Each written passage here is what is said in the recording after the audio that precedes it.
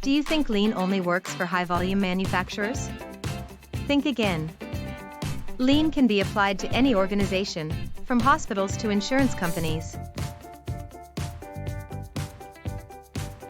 Lean is about eliminating waste and improving customer satisfaction and profits. Every organization has processes, products or services, customers, waste, and a need for on-time delivery. The principles of Lean are general enough to be useful to any organization.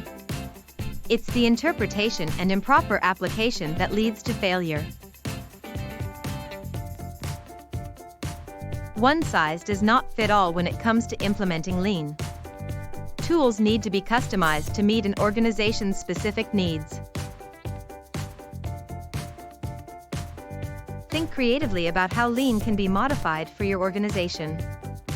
This requires much more thought than just reading a book and dismissing the concepts. Ready to take on the challenge of Lean implementation? Remember to think creatively and customize the tools to meet your organization's unique needs.